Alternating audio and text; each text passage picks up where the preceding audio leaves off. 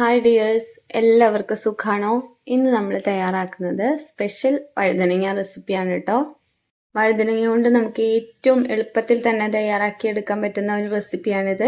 കുട്ടികൾക്കോ മുതിർന്നവർക്കോ ആർക്കെങ്കിലും ഒക്കെ വഴുതനങ്ങ ഇഷ്ടമില്ലാത്തവരുണ്ടെങ്കിൽ ഇതുപോലൊക്കെ ഒന്ന് തയ്യാറാക്കി കൊടുക്കുകയാണെങ്കിൽ അവർ കഴിച്ചോളും. നമ്മുടെ വഴുതനങ്ങ റെസിപ്പി തയ്യാറാക്കുന്നതിനായിട്ട് ഞാനിതാ ഇവിടെ വഴുതനങ്ങ എടുത്ത് വെച്ചിട്ടുണ്ട്. ഇത് നമ്മുടെ തോട്ടത്തിൽ തന്നെ ഉണ്ടായ വഴുതനങ്ങയാണ് കേട്ടോ. നമ്മൾ വഴുതനങ്ങയൊക്കെ അതാ ഇതുപോലെ നുറുക്കിയെടുക്കുന്നുണ്ട്. ഒരേ നീളത്തിലും ഒരേ കനത്തിലും വേണം നമ്മൾ ഈ റെസിപ്പിക്കായിട്ട് വഴുതനങ്ങ നുറുക്കിയെടുക്കാനായിട്ട്. നിങ്ങൾക്ക് വേണമെങ്കിൽ വട്ടത്തിലും നുറുക്കിയെടുക്കാം കേട്ടോ. ഞാനിപ്പോൾ അതാ ഇതുപോലെ നീളത്തിലാണ് നുറുക്കിയെടുക്കുന്നത്. ഈ സമയത്ത് നിങ്ങൾ ആരെങ്കിലും വീഡിയോ സബ്സ്ക്രൈബ് ചെയ്യാതെ കാണുന്നവരാണെങ്കിൽ ഒന്ന് സബ്സ്ക്രൈബ് ചെയ്ത് സപ്പോർട്ട് ചെയ്തേക്കണേ. തൊട്ടടുത്തുള്ള ബെല്ലൈക്കൺ അമർത്താനും അതിലെ ഓൾ എന്ന ഓപ്ഷൻ അമർത്താനും മറക്കണ്ട കേട്ടോ. പിന്നെ ലൈക്കും ഷെയറും കമൻറ്റും ഒന്നും ആരും ചെയ്യാൻ മറന്നു പോകരുത്. അപ്പോൾ നമ്മളിതാ ഇതുപോലെ വളരെ കനം കുറച്ച് വഴുതനങ്ങ അതായത് ഇതുപോലെ നുറുക്കിയെടുത്തിട്ടുണ്ട്. അപ്പോൾ നമ്മുടെ വഴുതനങ്ങ എല്ലാം ഇവിടെ ഇതുപോലെ നുറുക്കി വെച്ചിട്ടുണ്ട്. ഇനി ഞാനത് ഒരു പ്ലേറ്റിലോട്ട് മാറ്റി കൊടുത്തിട്ടുണ്ട്. അതിലേക്ക് 1 ടീസ്പൂണോളം ഉപ്പ് ചേർത്ത് കൊടുത്തിട്ടുണ്ട്. ഇനി നമ്മൾ അതിലോട്ട് ചേർത്ത് കൊടുക്കുന്നത് 1 ടീസ്പൂണോളം മഞ്ഞൾപ്പൊടിയും കൂടിയാണ്. എന്നിട്ട് ഇത് നന്നായിട്ട് തന്നെ മാരിനേറ്റ് ചെയ്ത് മാറ്റി വയ്ക്കുക. അപ്പോൾ ഇങ്ങനെ ചെയ്യുമ്പോൾ വഴുതനങ്ങയുടെ കളറും മാറില്ല. നമ്മൾ വഴുതനങ്ങയൊക്കെ നുറുക്കിയിട്ട് മഞ്ഞൾപ്പൊടിയൊക്കെ പുരട്ടിയതിന് ശേഷം ഇത് ഒരു 5 മിനിറ്റോളം ഇതുപോലെ തന്നെ നമുക്ക് മാറ്റി വയ്ക്കാം. അപ്പം നമ്മുടെ വഴുതനങ്ങയൊക്കെ ഒന്ന് ഇരുന്ന് സെറ്റ് ആകുമ്പോഴേക്കും നമുക്ക് സ്റ്റവ് ഓൺ ചെയ്തതിന് ശേഷം ഒരു ചീനച്ചട്ടി വെച്ച് കൊടുക്കാം. അതിലേക്ക് ഞാൻ വെളിച്ചെണ്ണ ഒഴിച്ചു കൊടുത്തിട്ടുണ്ട്. എന്നിട്ട് ഇട്ട് കൊടുത്തിട്ടുള്ളത് വെളുത്തുള്ളിയാണ് കേട്ടോ. അപ്പോൾ വെളുത്തുള്ളിയൊക്കെ ഒന്ന് മൂത്ത് വരുമ്പോഴേക്കും നമുക്ക് കുറച്ച് ചെറിയ ഉള്ളി നീളത്തിൽ അരിഞ്ഞതും കൂടെ ചേർത്ത് കൊടുക്കാം. എന്നിട്ട് അതും കൂടെ നന്നായിട്ട് വഴറ്റിയെടുക്കാം. അപ്പോൾ കളറൊക്കെ ഒന്ന് മാറി വരുമ്പോഴേക്കും നമുക്ക് കുറച്ച് പച്ചമുളകും കൂടെ ഇതിലോട്ട് ചേർത്ത് കൊടുക്കാം. അപ്പോൾ പച്ചമുളകൊക്കെ ഓരോരുത്തരുടെ എരിവിനനുസരിച്ച് ചേർത്ത് കൊടുക്കുക. നമ്മളിതിലോട്ട് വളരെ കുറച്ച് മാത്രം മുളക് പൊടി ചേർത്ത് കൊടുക്കുന്നുള്ളൂ. അതിനനുസരിച്ച് പച്ചമുളക് ചേർത്ത് കൊടുക്കുക കേട്ടോ. ഇനി നമ്മൾ ഇതിലോട്ട് ഇട്ട് കൊടുക്കുന്നത് അരമുറി നാളികേരം കൂടിയാണ്.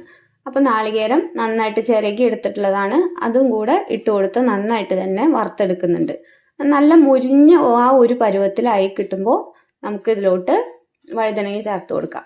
അപ്പോൾ നമ്മുടെ നാളികേരമൊക്കെ അതാ ഇതുപോലെ ആയി വന്നിട്ടുണ്ട്. ഇനി നമുക്ക് മാരിനേറ്റ് ചെയ്ത് വെച്ചിട്ടുള്ള വഴുതനങ്ങയും കൂടെ ചേർത്ത് കൊടുക്കാം. അപ്പോൾ നമ്മൾ വഴുതനങ്ങയൊക്കെ ചേർത്ത് കൊടുത്തതിന് ശേഷം നന്നായിട്ട് തന്നെ മിക്സ് ചെയ്ത് കൊടുക്കുക. നന്നായിട്ട് ആ നാളികേരവും പച്ചമുളകും ഉള്ളിയും എല്ലാം വഴുതനങ്ങയിൽ പിടിക്കുന്ന മാതിരി നമുക്കൊന്ന് ഇളക്കി യോജിപ്പിച്ച് കൊടുക്കാം.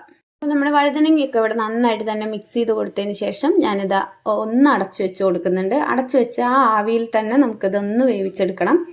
അപ്പോൾ ഇടയ്ക്ക് ഒന്ന് അടപ്പ് തുറന്നതിന് ശേഷം ഞാനിതാ ഒന്നുകൂടെ ഒന്ന് ഇളക്കി കൊടുക്കുന്നുണ്ട്.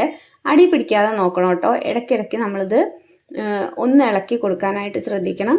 അപ്പോൾ ഒരു തവണ ഒന്ന് തുറന്ന് നോക്കിയതിന് ശേഷം ഞാനിതാ വീണ്ടും അടച്ചു വെച്ച് കൊടുത്തിട്ടുണ്ട്. എന്നിട്ട് അതാ വീണ്ടും ഒന്ന് തുറന്ന് നോക്കി ഒന്നും വാടി വന്നിട്ടുണ്ട്. അതിനുശേഷം ഞാൻ അതിലോട്ട് കുറച്ച് കറിവേപ്പിലയും കൂടെ ചേർത്ത് കൊടുത്തതിന് ശേഷം ഒന്ന് മിക്സ് ചെയ്ത് കൊടുക്കുന്നുണ്ട്. എന്നിട്ട് ഒന്നുകൂടെ ഒന്ന് അടച്ചു വെച്ച് കൊടുക്കുന്നുണ്ട്. അപ്പോൾ നമ്മുടെ വഴുതനങ്ങയൊക്കെ ഇവിടെ നന്നായിട്ട് തന്നെ വെന്ത് കിട്ടിയിട്ടുണ്ട്. ഇനി നമുക്ക് അതിലോട്ട് കുറച്ചും കൂടെ ഒന്ന് കറിവേപ്പില ഇട്ട് കൊടുക്കാം. അതിനുശേഷം നമ്മൾ അതിലോട്ട് ഒരു 1/2 ടീസ്പൂണോളം മുളക് പൊടി ചേർത്ത് കൊടുക്കുന്നുണ്ട്. മുളക് പൊടി ചേർത്ത് കൊടുത്തതിന് ശേഷം ഞാൻ ഇതിലോട്ട് 1/2 ടീസ്പൂണോളം ചിക്കൻ മസാലയും കൂടെ ചേർത്ത് കൊടുത്ത് നന്നായിട്ട് തന്നെ മിക്സ് ചെയ്തെടുക്കുന്നുണ്ട്. അപ്പോൾ നമ്മുടെ മസാലപ്പൊടികളൊക്കെ അതിലോട്ട് നന്നായിട്ട് തന്നെ പിടിക്കാനായിട്ട് നന്നായിട്ട് മിക്സ് ചെയ്ത് കൊടുക്കുന്നുണ്ട്.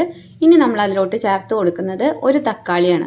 ഒരു ചെറിയ തക്കാളിയാണ് കേട്ടോ ചേർത്ത് കൊടുക്കുന്നത്. അതിങ്ങനെ കഷ്ണമാക്കി മുകളിൽ വെച്ച് കൊടുക്കുന്നുണ്ട്. അതിനുശേഷം ഒരു 2 മിനിറ്റോളം അടച്ചു വെക്കുക. എന്നിട്ട് ഈ തക്കാളി ഒന്നുകൂടെ ഒന്ന് തിരിച്ചിടുക. ഒരു ഭാഗം വെന്ത് കിട്ടുമ്പോഴേക്കും അപ്പുറത്തെ ഭാഗം കൂടി ഒന്ന് വേവിച്ചെടുക്കുക. എന്നിട്ട് ഒരു 2 മിനിറ്റോളം ഒന്ന് അടച്ചു വെക്കുക. അതിനുശേഷം നമ്മുടെ വഴുതനങ്ങ ഇതവിടെ റെഡി ആയിട്ടുണ്ട്. അപ്പോൾ ഇതിലെ ആ തക്കാളി കഴിക്കാൻ നല്ല ടേസ്റ്റാണ് കേട്ടോ. പകുതി വെന്ത ഒരു പരുവത്തിലുള്ള ആ തക്കാളി ഇതിൻ്റെ കൂടെ കഴിക്കുമ്പോൾ ഒരു പുളി രസമൊക്കെ കിട്ടും. അപ്പോൾ അതിന് വേണ്ടിയിട്ടാണ് തക്കാളി ചേർത്ത് കൊടുക്കുന്നത്. നിങ്ങൾക്ക് ഇഷ്ടമില്ലാച്ച ആ സ്റ്റെപ്പ് ഒഴിവാക്കാവുന്നതാണ്. അപ്പോൾ ഇനി വഴുതനങ്ങ കിട്ടുമ്പോൾ ഇതുപോലൊന്ന് തയ്യാറാക്കി നോക്കൂ. ചോറിനും ചപ്പാത്തിക്കും ഇത് മാത്രം മതിയാവും. ഈ വഴുതനങ്ങ റെസിപ്പി ഇഷ്ടമായി എന്ന് വിശ്വസിക്കുന്നു. വീഡിയോ ഇഷ്ടമായാൽ ലൈക്ക് ചെയ്യാനും ഷെയർ ചെയ്യാനും സബ്സ്ക്രൈബ് ചെയ്ത് സപ്പോർട്ട് ചെയ്യാനും മറക്കണ്ട കേട്ടോ. പിന്നെ കമൻറ്റ് കൂടെ ചെയ്തേക്കണേ. വീണ്ടും അടുത്തൊരു വീഡിയോയിൽ കാണാം. താങ്ക്